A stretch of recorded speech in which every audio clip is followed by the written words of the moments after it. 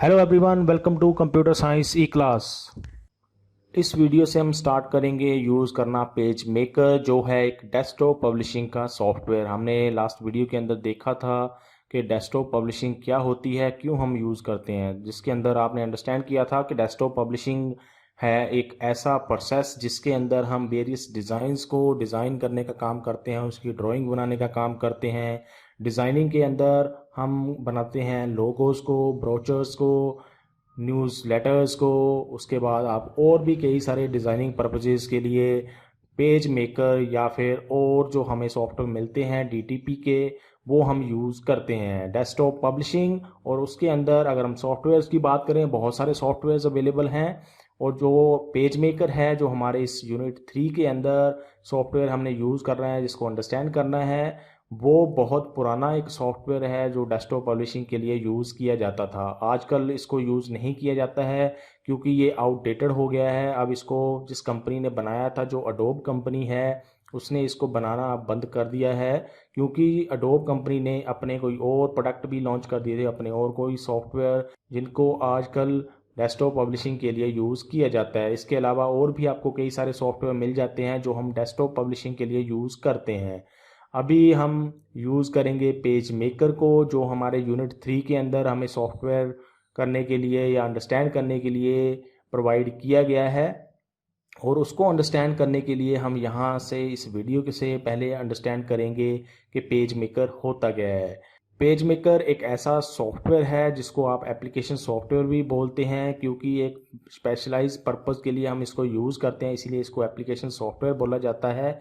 एक ऐसा सॉफ्टवेयर जिसको हम यूज़ करते हैं डेस्कटॉप पब्लिशिंग के काम करने के लिए, मतलब कुछ डिज़ाइन करने के लिए, कुछ लोगो बनाने के लिए, कुछ ब्रोचर्स को डिज़ाइन करने के लिए, न्यूज़ लेटर्स को डिज़ाइन करने के लिए, बुक्स को डिज़ाइन करने के लिए, या और भी कई सारी चीज़ें जो हम डिज़ाइनिंग पर्पस के लिए अपना काम करने के लिए सोच सकते हैं, वो हम इस सॉफ्टवेयर को यूज़ करके डिज़ाइन कर सकते हैं। तो पेज मेकर डेस्कटॉप पब्लिशिंग की एक सॉफ्टवेयर है, एक एग्जांपल है जिसको हम यूज़ करते थे डेस्कटॉप पब्लिशिंग के अंदर वेरियस डिज़ाइंस को डिज़ाइन करने के लिए, ड्रॉ करने के लिए, क्रिएट करने के लिए। तो हम अंडरस्टैंड करते हैं अब आगे पेज मेकर को हम यूज़ कैसे करते हैं और इसका क्या क्या हमें कंपोनेंट्स मिलते हैं जब हम एप्लीकेशन सॉफ्टवेयर पेज मेकर का जो है उसको चलाते हैं। उसकी विंडो के अंदर हमें कौन कौन से अलग अलग पार्ट्स देखने को मिलते हैं जो हम यूज़ करते हैं जब इस सॉफ्टवेयर को हम अपने पर्पस के लिए यूज़ करते हैं। उसके बाद हम देखेंगे कि वर्क एनवायरनमेंट के अंदर हमें क्या कौन सी ऐसी इसके डिफरेंट डिफरेंट पार्ट्स हैं जो हम यूज़ करते हैं इसके सॉफ्टवेयर विंडो के अंदर। तो उसको करने के लिए हम पहले स्टार्ट कर लेते हैं पेज मेकर को। उसके लिए हम जाते हैं स्टार्ट बटन के ऊपर। ये विंडोज़ 10 है तो यहाँ पे आपको थोड़ा अलग सा लुक दिखाई देगा। अगर आप विंडोज़ 7 यूज़ कर रहे हो तो वहाँ पे आपको स्टार्ट के क्लिक के ऊपर कुछ अलग से ये इसका डिस्प्ले आएगा। यहाँ पे आप टाइप कर सकते हैं पेज मेकर। अगर आपको डायरेक्टली यहाँ पे दिखाई दे रहा है तो डायरेक्टली आप उसके ऊपर क्लिक कर सकते हैं। जैसे यहाँ पे हमें दिखाई दे रहा है अडोब पेज मेकर 7.0, तो यहाँ से मैं इसको डायरेक्टली ओपन कर सकता हूँ क्लिक करके। या फिर आपको नहीं दिखाई दे रहा है तो आप स्क्रॉल बार को यूज़ करके इसको सर्च कर सकते हैं। उसके अलावा आप यहाँ पे सीधा टाइप भी कर सकते हैं पेज मेकर। जैसे आप टाइप करोगे तो यहाँ पे ऑप्शन आपको आ जाएगी, इसको आप कर सकते हैं ओपन क्लिक करके। ऐसे मैंने क्लिक किया और यहाँ पे हमारा ये अडोब पेज मेकर का जो सॉफ्टवेयर है वो अब ओपन हो रहा है।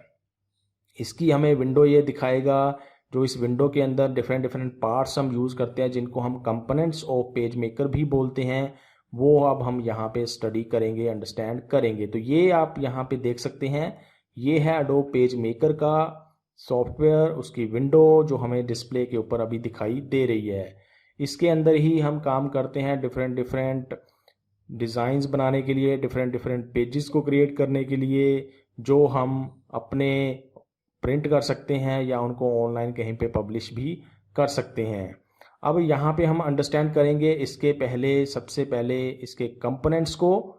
और कंपोनेंट्स को अंडरस्टैंड करने के लिए हम यहाँ पे देख सकते हैं इस विंडो के अंदर हमें कई सारी चीज़ें दिखाई दे रही हैं। इन्हीं को हम बोलते हैं कंपोनेंट्स, जो हमें इस विंडो के अंदर दिखाई देते हैं। कंपोनेंट्स के अंदर सबसे पहले अगर हम ऊपर देखें, सबसे पहले जो एक ये बार आपको दिखाई दे रही है, इसको हम बोलते हैं टाइटल बार। टाइटल बार जैसे नाम से हमें पता चल रहा है, टाइटल बार के अंदर उस विंडो का, उस सॉफ्टवेयर का नाम होता है, या फिर हो सकता है जो आपने डॉक्यूमेंट उस सॉफ्टवेयर के अंदर ओपन किया हुआ है उसका टाइटल भी ये हमें दिखाता है। तो यहाँ पे जैसे अभी हमने कोई भी डॉक्यूमेंट ओपन नहीं किया हुआ है, तो अभी सिर्फ ये हमें इस सॉफ्टवेयर का नाम ही यहाँ पे दिखाई दे रहा है। अगर मैं यहाँ पे फाइल में जाके कोई डॉक्यूमेंट ओपन कर लेता हूँ, तो उस डॉक्यूमेंट जो मैंने ओपन करूँगा उसका नाम भी हमें यहाँ पे ये दिखाएगा टाइटल बार के अंदर। जैसे एग्जांपल के लिए हम करके देखें, अभी मैं एक क्रिएट कर लेता हूँ इसके अंदर। पहले न्यू पे क्लिक किया, ओके कर दिया, इसको मैं कर देता हूँ सेव, ताकि मैं इसको कुछ नाम दे दूँ। अगर मैं नाम नहीं देता हूँ तो आप देख सकते हैं टाइटल बार में क्या आ गया है। यहाँ पे उसका सॉफ्टवेयर का नाम हाइफन अनटाइटल्ड वन। ये अनटाइटल्ड वन जब हम नई एक डॉक्यूमेंट क्रिएट करते हैं इस सॉफ्टवेयर के अंदर, अपने आप ही ये एक नया नाम उसको दे देता है, एडोब पेज मेकर का सॉफ्टवेयर। लेकिन अगर हम चाहते हैं इसको अलग नाम देना है तो हम करते हैं इसको सेव। आप कहीं पे भी इसको सेव कर सकते हैं, जहाँ पे सेव करना चाहते हैं पहले वो लोकेशन चूज़ कर लो, फिर आप इसको नाम दे सकते हैं यहाँ पे। जैसे मैंने लिख दिया फर्स्ट पेज मेकर डॉक्यूमेंट, ये मैंने इसको नाम दे दिया, कर दिया सेव के ऊपर क्लिक। अब अगर आप यहाँ पे देखो टाइटल बार में, तो आप देख सकते हैं सॉफ्टवेयर का नाम हाइफन, उसके बाद उस पूरी लोकेशन को इसने दिखा दिया, और उस डॉक्यूमेंट का नाम भी हमें दिखा दिया जो हमने इस डॉक्यूमेंट को, जिस डॉक्यूमेंट को हमने इस पेज मेकर के सॉफ्टवेयर के अंदर ओपन करके रखा हुआ है अभी, या जिसको अभी हमने सेव किया था। तो ये होती है टाइटल बार, जो हम टाइटल को डिस्प्ले करने के लिए विंडोज़ के अंदर उसके किसी भी सॉफ्टवेयर के अंदर यूज़ की जाती है।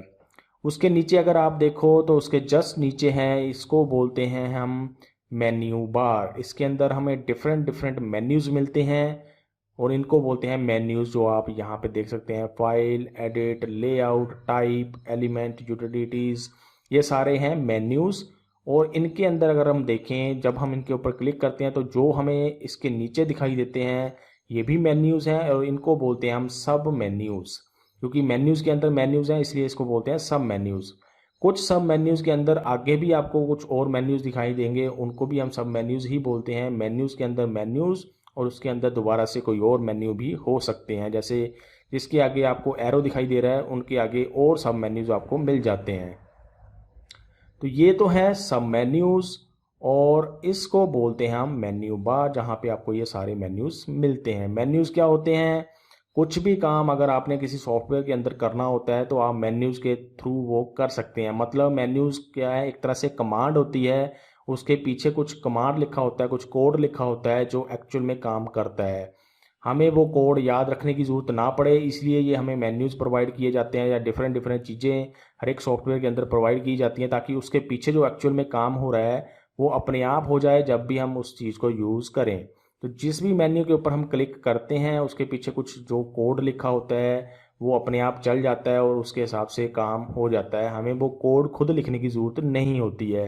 तो यही काम होता है, एक तरह से कमांड की तरह काम करते हैं मेन्यूज़ जो होते हैं मेन्यू बार के ऊपर। मेन्यूज़ को ओपन करने के तरीके अलग अलग हो सकते हैं। सपोज करो आपने किसी भी मेन्यू को ओपन करना है तो आप एक तो माउस से आप कर सकते हैं, क्लिक करके आप कोई भी मेन्यू को ओपन कर सकते हैं, और जिसको भी आपने यूज़ करना है उसके ऊपर आप क्लिक कर सकते हैं। दूसरा तरीका है, आपने कीबोर्ड के ऊपर अल्ट की प्रेस करनी है। जैसे ही आप अल्ट की प्रेस करोगे तो आपका जो मेन्यू बार है वो एक्टिवेट हो जाता है। अभी आप अगर ध्यान से देखो तो यहाँ पे हर एक मेन्यू के नीचे आपको एक अंडरस्कोर सा दिखाई दे रहा है। इसका मतलब ये मेन्यूज़ जो हैं एक्टिवेटेड हैं, और अब हम एरो कीज़ का यूज़ करके इन मेन्यूज़ के ऊपर नेविगेशन कर सकते हैं।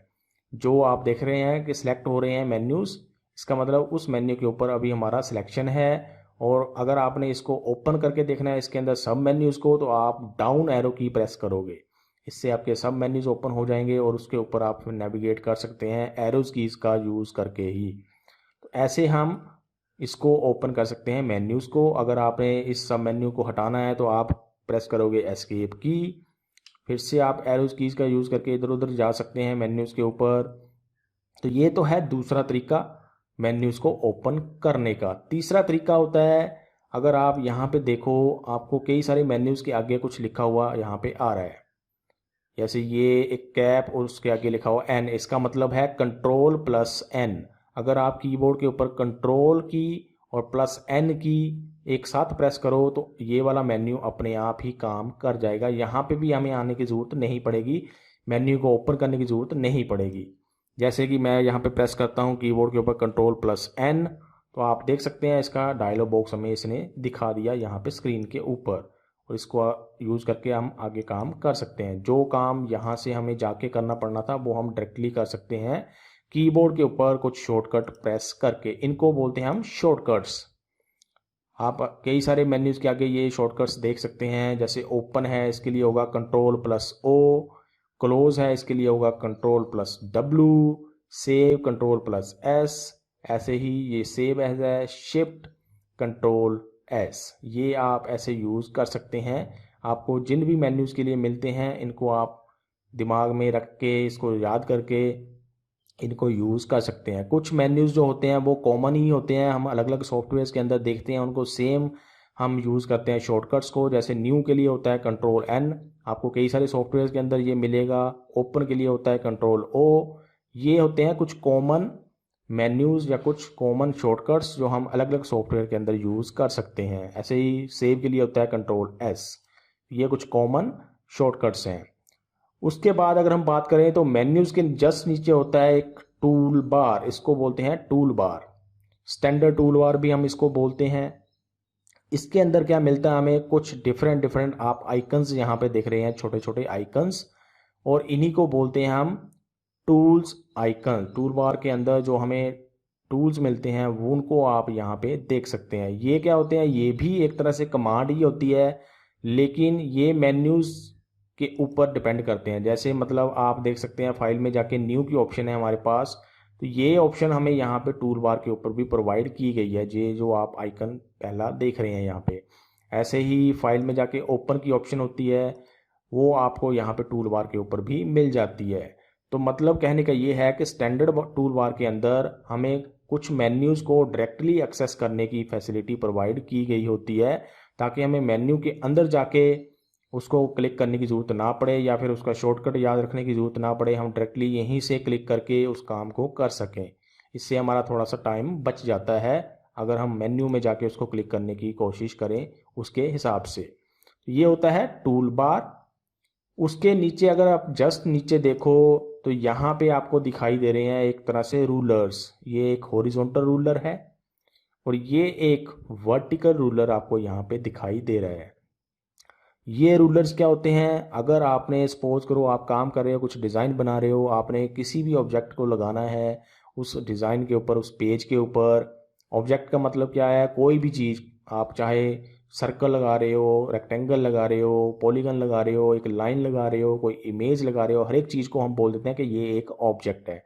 तो आप अगर कोई प्रिसाइज तरीके से कोई ऑब्जेक्ट रखना चाहते हैं अपने डिज़ाइन के ऊपर, पेज के ऊपर, तो उसके लिए ये रूलर्स जो हैं वो बहुत ज़्यादा हेल्प हमें करते हैं। जैसे कि आपने ड्राइंग में सब्जेक्ट में देखा होगा, जो आर्ट का सब्जेक्ट होता है उसके अंदर हम रूलर्स यूज़ करते हैं।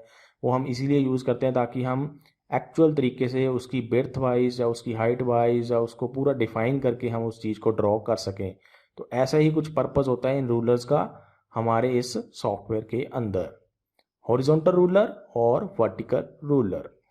इसके बाद अगर हम बात करें तो वो हमें मिल जाता है टूल बॉक्स। ये जो आप छोटा सा एक बॉक्स यहाँ पे देख रहे हो, इसको बोलते हैं टूल बॉक्स। इसको आप मूव कर सकते हैं एक जगह से दूसरी जगह पे, ऊपर क्लिक दबा के रखना है और ड्रैग करना है माउस को। टूल बॉक्स क्या है, इसके अंदर हमें डिफरेंट डिफरेंट टूल्स मिल जाते हैं जो हम इस सॉफ्टवेयर के अंदर यूज़ कर सकते हैं। ये सारे टूल्स हैं जो आप यहाँ पे आइकन्स देख रहे हैं।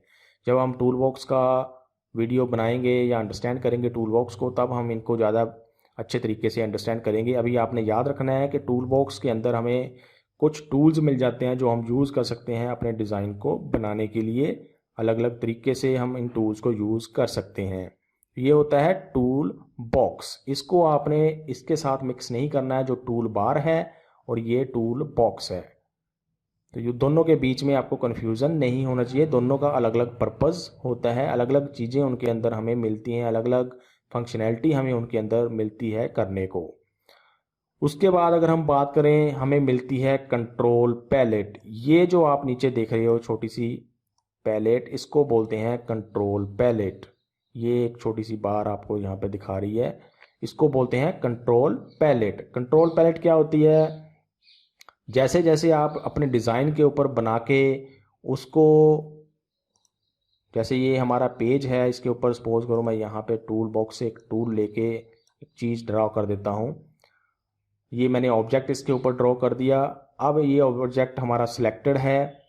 जब आप कोई भी ऑब्जेक्ट को सिलेक्ट करते हो तो कंट्रोल पैलेट के अंदर आपको उसके रिलेटेड कुछ इन्फॉर्मेशन, कुछ आपको सेटिंग्स मिल जाती हैं जो हम कर सकते हैं। तो ये कंट्रोल पैलेट का वर्किंग होती है। इसको हम और ज़्यादा अच्छे तरीके से समझेंगे आने वाली वीडियोस के अंदर। तो अभी आपने याद रखना है कि अगर आपने कोई भी ऑब्जेक्ट लिया है, उसको आप सिलेक्ट करते हो तो उसके हिसाब से ये आपको कुछ ऑप्शंस प्रोवाइड करता है कंट्रोल पैलेट। कंट्रोल पैलेट को हम अलग अलग मोड में यूज़ कर सकते हैं। जैसे आपने सपोज करो टेक्स्ट लिया, इसको यहाँ पे कुछ टाइप किया, तो इस मोड के अंदर हमारा जो कंट्रोल पैलेट है हमें कुछ और तरीके से दिखाएगा सेटिंग्स को। अगर हम किसी ऑब्जेक्ट को सिलेक्ट करते हैं तो वो हमें अलग तरीके से दिखाएगा। अगर हमने कुछ भी सिलेक्ट नहीं किया हुआ तो कुछ अलग तरीके से हमें ये दिखाएगा। तो ये होता है कंट्रोल पैलेट। जो भी आपने ऑब्जेक्ट सेलेक्ट किया है उसके हिसाब से आपको सेटिंग उसकी दिखाएगा और हम यहाँ से उसकी कुछ सेटिंग्स को चेंज कर सकते हैं। इसको हम बाद में और अच्छे तरीके से अंडरस्टैंड करेंगे। उसके बाद अगर हम नेक्स्ट कंपोनेंट की बात करें तो वो हमें मिल जाते हैं स्क्रॉल बार्स। स्क्रॉल बार्स किस लिए होते हैं, या आपने लगभग कई सारे सॉफ्टवेयर के अंदर देखे होंगे। स्क्रॉल बार हम तब यूज़ करते हैं जब हमारा पेज सपोज करो बहुत बड़ा है। जैसे ये, इसको मैं बड़ा कर लेता हूँ, जूम इन। अब यहाँ पे स्क्रॉल बार आप देख सकते हो, ये छोटी सी बार यहाँ पे आपको दिखाई दे रही है, इसको बोलते हैं हॉरिजॉन्टल स्क्रॉल बार। और बिल्कुल राइट के अंदर आपको ये बार दिखाई दे रही है वर्टिकल स्क्रॉल बार, जिसको हम बोलते हैं। इससे हम क्या कर सकते हैं, हम पेज के एक जगह से दूसरी लोकेशन के ऊपर जा सकते हैं। इस एरो के ऊपर मैं क्लिक कर रहा हूँ तो आप देख सकते हैं क्या काम ये कर रहा है। एक तरह से स्क्रॉल करने के लिए हम इसको यूज़ करते हैं। ऐसे ही हॉरिजॉन्टल स्क्रॉल बार में आप एक जगह से दूसरी जगह पे मूव करना है तो उसके लिए आप कर सकते हैं पेज के ऊपर। नेक्स्ट कंपोनेंट जो अब हम यहाँ पे देखेंगे वो कंपोनेंट है कलर्स पैलेट। जो आप यहाँ पे एक विंडो सी देख रहे हो, इसको बोलते हैं हम कलर पैलेट। ये पैलेट्स होती हैं, कई सारी पैलेट्स अवेलेबल मिलती हैं हमें इस सॉफ्टवेयर के अंदर, वो हम आगे आने वाली वीडियोस के अंदर देखेंगे ऐसी कौन कौन सी डिफरेंट डिफरेंट पैलेट्स हैं और उनका क्या पर्पस होता है। लेकिन अभी के लिए आपने ये जो कलर पैलेट होती है इसको यहाँ पे अंडरस्टैंड कर सकते हैं। कलर पैलेट जैसे नाम से पता चल रहा है, इसके अंदर हमें कलर्स मिल जाते हैं जो हम अपने डिज़ाइन के अंदर यूज़ कर सकते हैं। कोई शेप हमने लगाई है, उसके ऊपर आपने कलर फिल करना है तो वो आप यहाँ से कर सकते हैं। तो ये कलर पैलेट है डिज़ाइन के अंदर कोई भी कलर को फिल करने के लिए। यहाँ से कलर चूज़ करके आप कलर पैलेट का यूज़ कर सकते हैं किसी ऑब्जेक्ट के अंदर कुछ चीज़ को फिल करने के लिए। जैसे कि पहले मैं क्या करता हूँ, इस पेज को जूम आउट कर देता हूँ ताकि हमें पूरा पेज ये स्क्रीन के ऊपर दिखाई दे।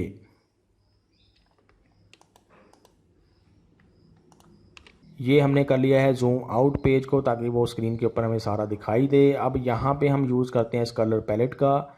जिस भी चीज़ के अंदर आपने कलर को फिल करना है, पहले आपने वो ऑब्जेक्ट सेलेक्ट करना होता है, वो आप करते हैं इस टूल को यूज़ करके जो हमें टूल बॉक्स के अंदर मिलता है। इससे मैंने ये सिलेक्ट कर लिया। अब आप किसी भी कलर के ऊपर क्लिक कर सकते हैं और वो कलर आपकी इस ऑब्जेक्ट के अंदर फिल हो जाएगा, कुछ ऐसे। ये होगी कलर पैलेट। नेक्स्ट अगर हम कंपोनेंट की बात करें तो वो कंपोनेंट हमें मिल जाता है, जैसे ये आप देख सकते हैं पिक्चर पैलेट। पिक्चर पैलेट जैसे नाम से पता चलता है, इसके अंदर हमें कुछ पिक्चर्स मिल जाती हैं जो हम लगा सकते हैं अपने पेज के ऊपर। यहाँ पे आप पिक्चर्स देख सकते हैं, कई सारी पिक्चर्स यहाँ पे हमें मिल जाती हैं इस पैलेट के अंदर। यहाँ से आप क्लिप आर्ट को देख सकते हैं, वो आप अपने हिसाब से चेंज करके यहाँ से अपने पेज के ऊपर लगा सकते हैं उस पिक्चर को सिलेक्ट करके।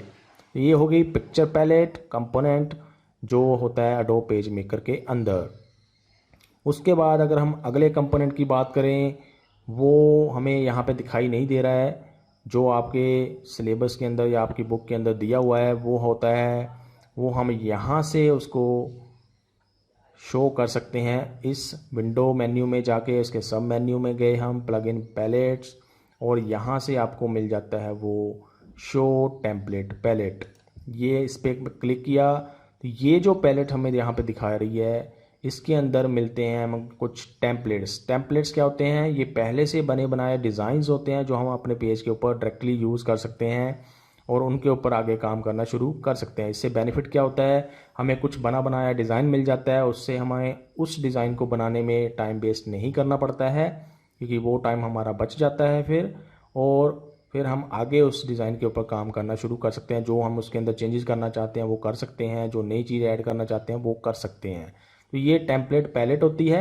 इसके अंदर हमें बहुत सारी टेम्पलेट्स मिल जाती हैं जो हम यूज़ कर सकते हैं पहले से बनी बनाई। जैसे ये सपोज करो एक टेम्पलेट है, इसको हम डबल क्लिक कर देते हैं तो ये अपने आप ही अप्लाई हो जाएगा हमारे पेज के ऊपर। ये अप्लाई हो गया और इसके अंदर ये अपने आप थोड़ा सा डिज़ाइन बन के आ गया। अब इसके ऊपर हम आगे काम करना शुरू कर सकते हैं। इसको बनाने में हमारा टाइम वेस्ट नहीं हुआ, वो टाइम हमारा बच गया एक तरह से। तो ये इसका बेनिफिट होता है इस कंपोनेंट का, टेम्पलेट पैलेट का।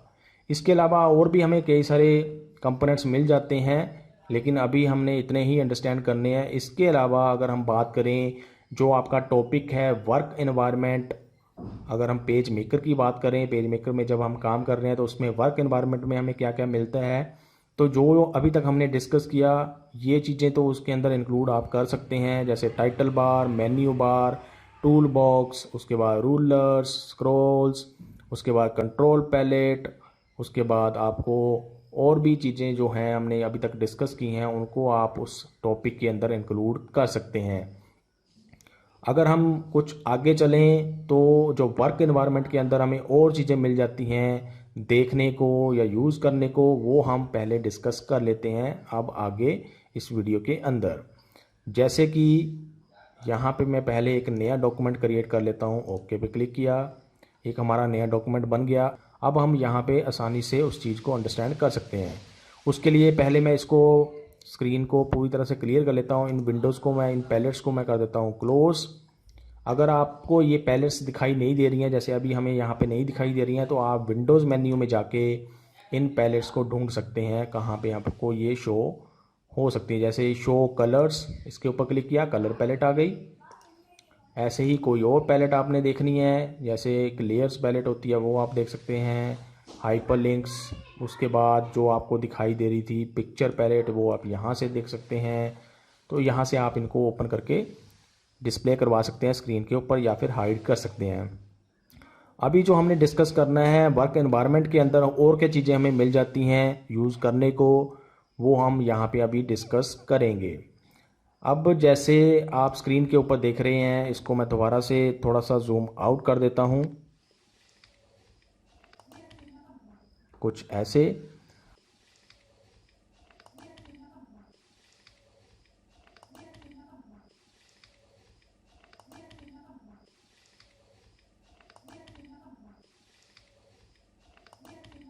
अब आप यहाँ पे देख सकते हैं इस पेज के अंदर हमें कुछ वाइट एरिया यहाँ पे दिखाई दे रहा है। एक तो वाइट एरिया ये अंदर है जो इस बाउंड्री के अंदर है, मैं इसकी बात अभी नहीं कर रहा हूँ, मैं कर रहा हूँ इस बाउंड्री के बाहर। जो ये बाउंड्री अंदर आप देख रहे हो जो ब्लैक कलर के अंदर आपको दिखाई दे रही है, उसके बाहर का जो वाइट एरिया ये पोर्शन है, जो ये पोर्शन आपको दिखाई दे रहा है, इसको हम बोलते हैं पेस्ट बोर्ड।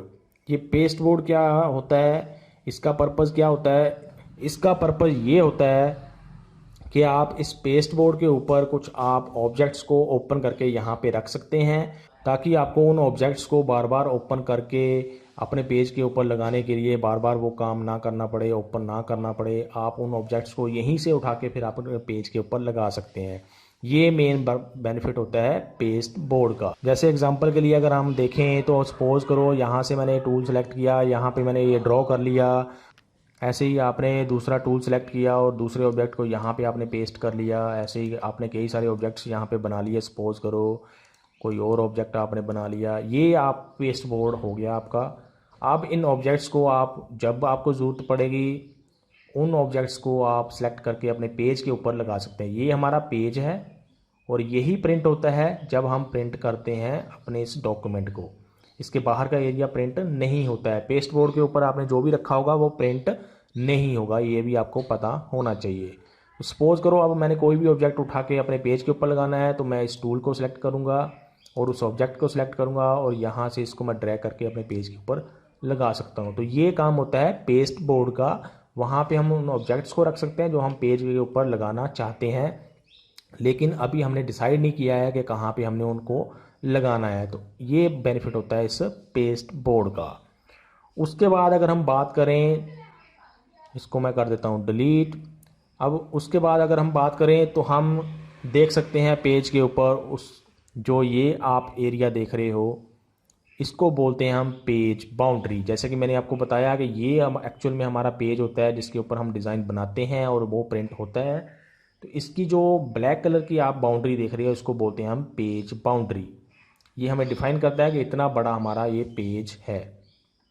उसके बाद अगर हम बात करें तो हमें मिल जाते हैं मार्जिन्स। मार्जिन्स क्या होते हैं? जो आप इस ब्लैक बाउंड्री के बीच में और ये कलरफुल जो बाउंड्री है इसके बीच का जो एरिया आप देख रहे हो, वाइट एरिया, इसको बोलते हैं हम मार्जिन्स।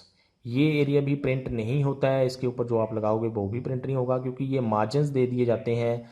और इसके अंदर जो हम लगाते हैं, जो भी ऑब्जेक्ट लगाते हैं, जो भी डिज़ाइन बनाते हैं, वो ही हमारा प्रिंट होता है पेज के ऊपर। तो इस मार्जिन को डिफाइन किया जाता है ताकि हम इतने एरिया के ऊपर वाइट एरिया ही रखें या कुछ प्रिंट ना करें। उसके लिए हम यहाँ पे मार्जिन्स डिफाइन कर देते हैं चारों तरफ इस पेज के। इसके अंदर आप जो भी रखोगे, इस एरिया के अंदर जो कलरफुल बाउंड्री आपको यहाँ पे दिखाई दे रही है, इसके अंदर जो भी आप डिज़ाइन बनाओगे वो प्रिंट होता है पेज के ऊपर एक्चुअल में। तो ये हो गए कुछ कंपोनेंट जो हमें वर्क एनवायरनमेंट के अंदर मिल जाते हैं जब हम पेज मेकर को यूज़ करते हैं। उसके अलावा और कंपोनेंट क्या हमें मिल जाते हैं, और चीज़ें हमें क्या मिल जाती हैं इसके अंदर, जैसे कि अगर आप यहाँ पे लोअर लेफ्ट कॉर्नर के अंदर देखो, यहाँ पे एक एल लिखा हुआ है, एक आर लिखा हुआ है। ये होते हैं मास्टर पेज आइकन्स। ये मास्टर पेज क्या होते हैं या मास्टर पेज आइकन्स क्या होते हैं ये हम बाद में देखेंगे आने वाली वीडियोज़ के अंदर। फिलहाल आपको मैं थोड़ा सा यहाँ पे बता देता हूँ। एल और आर का मतलब है लेफ़्ट एंड राइट। लेफ़्ट का मतलब जैसे आपकी बुक होती है उसके अंदर पेज होते हैं, एक लेफ़्ट का पेज होता है, एक राइट का पेज होता है, तो ये वही चीज़ है लेफ़्ट और राइट। अगर आपका टू साइडेड पेज है, जैसे ये, अगर मैंने इसके ऊपर क्लिक किया तो आप देख सकते हैं कुछ आपकी ऐसी बुक होती है, जब हम उसको खोल के देखते हैं एक लेफ़्ट पेज हो गया, एक राइट पेज हो गया। L R left. Master page क्या होते हैं? मास्टर पेज के अंदर जो आप डिज़ाइन बनाते हो वो आप सेम डिज़ाइन बहुत सारे पेजेस के ऊपर एक साथ अप्लाई कर सकते हैं। इससे आपका सेम काम अलग अलग पेज के ऊपर करने का जो टाइम वेस्ट होता है वो बच जाता है। एग्जाम्पल के लिए हम ले सकते हैं, सपोज करो आपने एक सर्कल या फिर एक रेक्टेंगल जो है वो आपने 10 पेजेस के ऊपर लगानी है, तो आप क्या कर सकते हैं, उस रेक्टेंगल को इस पेज के ऊपर ही लगा लो, मास्टर पेज जो है उसके ऊपर लगा लो। फिर आप इस मास्टर पेज को उन 10 पेजेस के ऊपर अप्लाई कर सकते हैं जिनके ऊपर आपको ये रेक्टेंगल चाहिए। तो इससे क्या होगा, आपको बार बार ये रेक्टेंगल उन सारे 10 के 10 पेजेस के ऊपर अलग अलग से लगाने की ज़रूरत नहीं पड़ेगी। ये इसका बेनिफिट हमें मिल जाता है मास्टर पेज का। वो हम कैसे करते हैं, इसके लिए यहाँ पे एक हमें पैलेट मिल जाती है। वो पैलेट होती है मास्टर पेजेस पैलेट। ये आप देख सकते हैं शो मास्टर पेजेस। यहाँ पे एल आर आप देख सकते हैं जो हमने यहाँ पे ओपन करके रखे हुए हैं। इसके अंदर ये मैंने एक रेक्टेंगल लगा दी है, वो हमने लगाई है लेफ्ट हैंड साइड में जो पेज है उसके लिए। राइट हैंड साइड में अभी मैंने कुछ भी नहीं लगाया है। अभी जो हमारा एक्चुअल पेजेस हैं हमारे इस डॉक्यूमेंट के अंदर, वो पेज है एक। अगर हम अगले कंपोनेंट की बात करें तो वो होते हैं पेज आइकन्स। जो आप यहाँ पे 1 देख रहे हो ये पेज आइकन्स होते हैं। एक हो गया master page icon, L and R लिखा हुआ है यहाँ पे, और दूसरे होते हैं पेज आइकन्स जो एक्चुअल में पेजेस को हमें दिखाते हैं, उनके नंबर्स हमें यहाँ पे दिखाते हैं। अभी हमारे इस डॉक्यूमेंट के अंदर एक ही पेज बना हुआ है, अगर मैं उसके ऊपर क्लिक कर दूँ तो ये आप पेज वो देख सकते हैं। अभी आप देख सकते हैं इसके ऊपर कोई भी हमारा डिज़ाइन अभी हमने कुछ नहीं बनाया हुआ है। सपोज़ करो मैं यहाँ पे एक और पेज ऐड कर देता हूँ, राइट क्लिक किया मैंने इसके ऊपर, ऐड टू पेजेस, 2 पेजेस मैंने इकट्ठे ऐड कर दिए। अब आप देखो अगर ये यहाँ पे पेज आइकन्स में 1 2 3 पेजेस अब इसके अंदर बन गए हैं। एक पेज पहले से था और 2 पेज हमने अभी ऐड किए हैं। अब ये जो दो पेज ऐड हुए हैं इसके अंदर आप देख सकते हैं ये पहले से बना हुआ आ गया एक रेक्टेंगल, लेकिन अभी तो हमने नए पेज ऐड किए थे, हमने कोई डिज़ाइन भी नहीं किया था। तो ये कहाँ से आया? जैसे कि मैंने आपको बताया, मास्टर पेज में जो भी आप बनाते हो वो आप अलग अलग पेजेस के ऊपर एक साथ अप्लाई कर सकते हैं। तो ये मास्टर पेजेस से ही अपने आप इनके ऊपर अप्लाई हो गया है। आप एक से ज़्यादा मास्टर पेज बना सकते हैं इस पैलेट के अंदर, यहाँ से इसके ऊपर क्लिक करके, इस आइकन के ऊपर क्लिक करके। अगर आपने अलग अलग पेजेस के ऊपर अलग अलग मास्टर पेजेस को यूज़ करना है तो वो आप कर सकते हैं। ये हम बाद में आने वाली वीडियोस के अंदर करके देखेंगे। तो ये था थोड़ा सा इंट्रोडक्शन मास्टर पेजेस के बारे में और पेज आइकन्स के बारे में। आप एक से ज़्यादा पेजेस को ऐड कर सकते हैं। इंसर्ट पेजेस 2 करने हैं, 3 करने हैं, 1 करना है, वो आप यहाँ से कर सकते हैं। ये आप नंबरिंग देख सकते हैं, इनको बोलते हैं पेज आइकन्स। तो ये था पूरा इंट्रोडक्शन टू पेज मेकर, जिसके अंदर हमने देखा पेज मेकर क्या होता है। उसके बाद हमने इसके देखे कंपोनेंट्स और साथ में हमने देखे इसके वर्क एनवायरनमेंट के अंदर हमें क्या क्या फंक्शनैलिटी या क्या क्या फीचर्स या क्या क्या हमें इसके कंपोनेंट्स मिलते हैं। इस पूरे टॉपिक को आप as component of Adobe page maker भी अंडरस्टैंड कर सकते हैं, या फिर आप बोल सकते हैं कि work environment of page maker भी इसको अंडरस्टैंड कर सकते हैं। तो दो टॉपिक्स हमने यहाँ पे इस वीडियो के अंदर अंडरस्टैंड किए हैं। आई होप आपको जो भी हमने यहाँ पे डिस्कस किया है वो सारा कुछ अंडरस्टैंड हो गया होगा। अगर फिर भी आपके कुछ क्वेश्चंस, कुछ क्वेरीज रह गई हैं इस टॉपिक के रिलेटेड तो आप कमेंट सेक्शन के अंदर पूछ सकते हैं। अभी के लिए इस वीडियो के अंदर इतना ही। Thanks for watching.